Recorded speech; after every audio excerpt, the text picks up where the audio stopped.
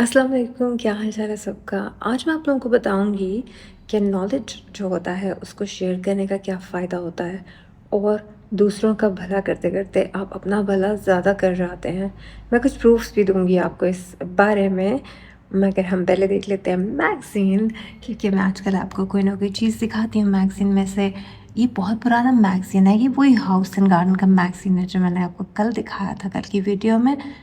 आप देखें इसके अंदर ये जो डिज़ाइन है वैनिटी का, ये कितना पुराना मैगज़ीन है और ऐसा लग रहा है कि जैसे आज के दौर का डिज़ाइन हो। आई मीन आजकल ट्रेंड आया हुआ है इसी तरह का। मेरे साथ एक प्रॉब्लम है, मैं इंटीरियर्स में और आर्किटेक्चरल डिज़ाइंस में ट्रेंड के पीछे बहुत ज़्यादा चली जाती हूँ। हालांकि ये बहुत बड़ी बेवकूफ़ी है, आई थिंक। या फिर शायद नहीं है, I don't know. I think structure जो होता है, कंस्ट्रक्शन, उसको अपने दौर का ही लगना चाहिए। क्या ख्याल है? पर मैं बहुत ज़्यादा इस चीज़ के पीछे चली जाती हूँ, ट्रेंड्स के पीछे। But only for interior and structures and construction. मुझे अच्छा लगता है नए नए ट्रेंड्स और नए नए आइडियाज़ को उसमें फॉलो करना। तो आजकल ये ट्रेंड आए हुए और मैं देख रही हूँ कि जो ट्रांजिशन है वो बहुत स्लो होती है, क्योंकि ये 2006 का मैगज़ीन है और इसके अंदर अगर ये चीज़ दिखा रहे हैं, अगर मैं आपको सही ढंग से दिखा सकूँ, अब आपको नज़र आ रहा होगा। तो ये तो बहुत पुरानी चीज़ है। एक और चीज़ भी मैं आपको दिखाती हूँ, आप उससे पता चल जाएगा आपको कि कैसे ट्रांजिशन ग्रेजुअली होती है। ये वाला भी देखें, ठीक है ये इश्तिहार है मगर फिर भी ट्रेंड्स, आई मीन ट्रेंड्स की बात हो रही है यहाँ। ये वाला भी देखें, ऐसा लग रहा है आज के दौर का पिंटरेस्ट का कोई आप सीन देख रहे हैं। ये वाला भी, आई मीन कौन कह सकता है कि ये इतने पुराने मैगज़ीन के अंदर तस्वीर है। एंड दिस वन, मेरे ख्याल से 2006 में वॉलपेपर्स का ट्रेंड था, आई थिंक। अभी गया नहीं था, लेकिन अब जिस तरह से रिवाइवल हुआ है वॉलपेपर्स का, वो इतना ग्रेजुअल था, इसका मतलब है। ये भी ऐड है आई थिंक, मगर फिर भी। Coming to the topic, mostly ये होता है कि लोग अपनी बात शेयर नहीं करते। जो नए नए आइडियाज़ उनके पास आते हैं, उनका दिल करता है कि हम शेयर ना करें। एटलीस्ट मैंने ये देखा है, एटलीस्ट ख़वातीन में ये बात बहुत कॉमन है। कोई भी चीज़ जो एक औरत के लिए काम करती है, she doesn't want to share it, specially अगर वो बहुत ज़्यादा अच्छा काम कर रहा है तो। और बहुत से लोग इससे रिलेट कर सकेंगे कि बचपन में कोई ना कोई क्लोज़ फ्रेंड ऐसा ज़रूर हर एक को मिलता था जिसको ये छुपाना होता था कि वो बहुत पढ़ाई कर रहा है, और उसको यही बताना होता था कि मैं तो बिल्कुल नहीं पढ़ रहा, आप लोग भी ना पढ़ो। इस तरह से होता था। मेरी एक फ्रेंड थी, वो तो ऐसे करती थी। बहुत कम लोग करते हैं ऐसे, मगर ऐसे लोग हर एक को मिलते ज़रूर हैं। And I don't know what is their problem. अगर कोई और आपके कहने की वजह से पढ़े ना, और फॉर एग्ज़ाम्पल अगर लेट्स से फेल हो जाए या कम मार्क्स ले, तो why you want to take that burden. आप किसी और का नुकसान करके आप दुनिया में क्या फ़ायदा हासिल कर सकेंगे। तो पता नहीं उनके पेरेंट्स ऐसे सिखाते हैं या फिर बच्चे खुद से ऐसे सोचते थे, मुझे बिल्कुल पता नहीं। मगर मेरी अम्मी मुझे कहती रहती थी कि जो भी कहता है कि मैं पढ़ नहीं रहा और तुम भी ना पढ़ो, वो ज़ाहिर है तुम्हारा गले में शिर तो नहीं है, इसलिए बच्चों की बातों में बिल्कुल ना आना।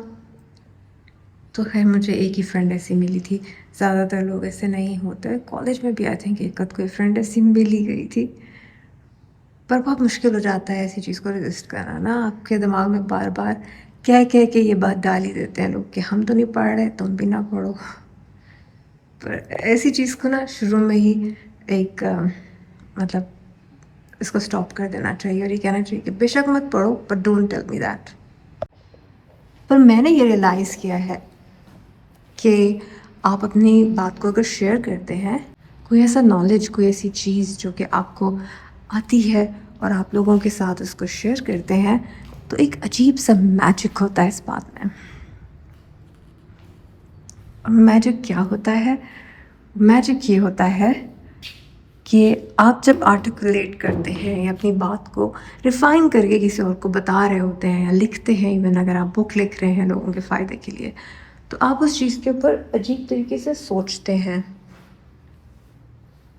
एक ऐसी फॉर्म में सोचते हैं कि जिससे आपकी सोच जो है वो रिफ़ाइन हो जाती है। मैं अपने बैठने का बंदोबस्त भी कर रही हूँ साथ-साथ। और उसकी वजह से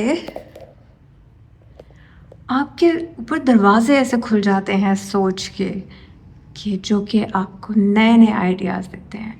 वो एक चीज़ जिसको आप पकड़ के बैठे रहें, उसके बजाय शेयर इट विद पीपल। और जब आप लोगों से शेयर करेंगे, तो आपके सामने बहुत से दरवाज़े ऐसे खुल जाएँगे, जिसमें नए-नए आइडियाज़ होंगे और वो तो बहुत छोटी-सी एक माइनर सी चीज़ पीछे रह जाएगी। ट्रस्ट मी, ऐसा होता है, मैंने बहुत दफ़ा देखा है। आप जैसे ही शेयर करेंगे, उसी लम्हे ये चीज़ स्टार्ट हो जाती है। मैं साथ-साथ अपनी पेंटिंग पे भी थोड़ा-थोड़ा काम करूँगी। ये चेयर मैंने ली थी जब मेरा आर्ट वर्क बहुत ज़्यादा सेल हुआ और मुझे काम बहुत घंटे बैठ के करना पड़ता था। आप लोगों को शायद पता ना हो, कई लोगों को, शायद कई लोगों को पता हो कि जब आप पेंटिंग करते हैं और आपने ऑनलाइन लगानी होती है और डिफ़रेंट डिस्प्ले करके दिखाने होते हैं, तो बहुत घंटे आपको कंप्यूटर पे बैठना पड़ता है, बहुत घंटे आपको काम करना पड़ता है ऐसा कि जो कि स्टैटिक बैठ के करना होता है।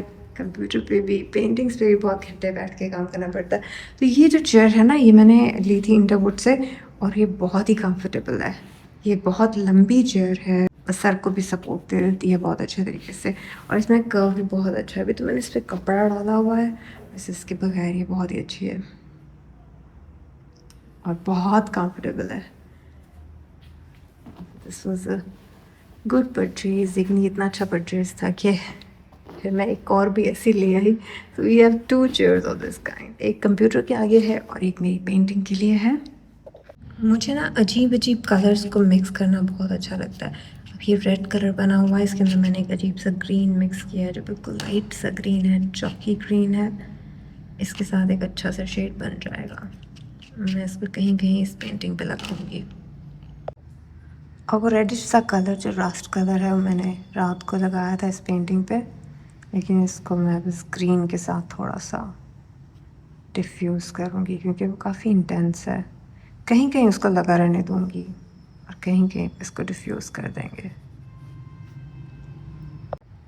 बाय द वे, मैंने अगली वीडियो में आप लोगों को बताना है कि मैंने किस तरह से एक दफ़ा शैतान को देखा था और मैंने उसकी पेंटिंग भी बनाई थी और मैं आपके साथ वो पेंटिंग भी शेयर करूँगी और उसकी स्टोरी भी शेयर करूँगी कि मैंने वो पेंटिंग क्यों बनाई थी।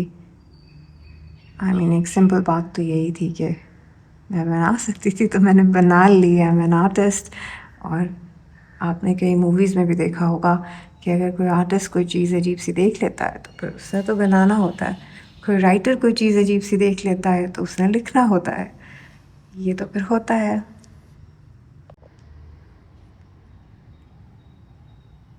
मैं कंफ्यूज थी कि आज उसको शेयर करूं या कल की वीडियो में करूं। फिर मैंने सोचा कि आज मैं आप लोगों को ये बात बताती हूँ कि शेयरिंग कितनी ज़रूरी होती है और अपने आइडियाज़ और अपने secrets, secrets in the form of work secrets कह सकते हैं, या फिर अपनी टेक्निक्स या नॉलेज शेयर करना कितना इम्पॉर्टेंट है और उसके बहुत से फ़ायदे हैं।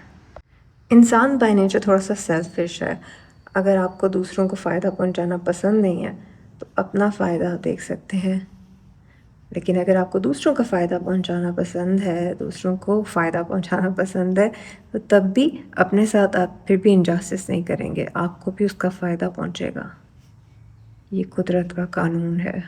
यही बात बस मैंने आज शेयर करनी थी, छोटी सी बात आप लोगों के साथ, क्योंकि मुझे फ़ील होता है कि लोग बताते नहीं हैं बात फ़ायदे की किसी के। बाज़ लोग लेकिन बहुत हेल्पफुल होते हैं। कल मुझे एक लड़की ने मैसेज किया था इंस्टाग्राम पे, मैंने देखा था कि मैंने बहुत पहले उसकी हेल्प की थी, शायद एटसी शॉप के लिए इनकरेज किया था उसको। तो उसने मुझे मैसेज किया था कि मैंने आपकी वीडियो देखी, आपका पार्सल नहीं जा रहा और मैंने रिसेंटली पार्सल्स भेजे हैं अमेरिका, तो आप इन एजेंट से कांटेक्ट कर सकती हैं और उसने बताया कि कितना रेट लगा है और क्या हुआ है, और कोई कस्टम भी पे नहीं करना पड़ा, बायर्स को स्क्रीनशॉट्स दे के भी दिखाया उसने। तो आई वाज थिंकिंग कि कितने कई लोग मतलब कितना बड़ा दिल होता है उनका, और वो हेल्प करने के लिए कितना और आउट ऑफ द वे जाके अपना टाइम निकाल के भी हेल्प करते हैं लोगों की। तो मदद लोगों की सिर्फ पैसों से नहीं करनी होती। ये आप डेली बेसिस पे लोगों की मदद नहीं करेंगे तो फिर आप पैसों से मदद कर भी देंगे तो क्या फ़ायदा। लोगों की मदद करनी होती है उनको गाइड करके, उनको प्रॉपर रास्ते पे ला के, या फिर कोई किसी मुश्किल में है तो उसको भी गाइड करके। तो मेरी दुआ है कि आप लोगों में से जो भी किसी मुश्किल में है, अल्लाह ताला उसको उस मुश्किल से निकाले। मेरे पार्सल के लिए भी ज़रूर दुआ करना। और कल की वीडियो में मैं मिलती हूँ, आपको मैंने दिखानी है शैतान की तस्वीर जो मैंने बनाई थी, और एक हॉरिबल सा वाक़या बट एक फ़नी वाक़या भी साथ अटैच्ड है, जिसकी वजह से मैंने वो तस्वीर बाद में बनाई। तो कल मिलते हैं। कल की वीडियो में इंशाल्लाह मैं 12 o'clock पे वीडियो पोस्ट करती हूँ मोस्टली एवरी डे। आप लोग देखना मत भूलना। खुदा हाफिज़।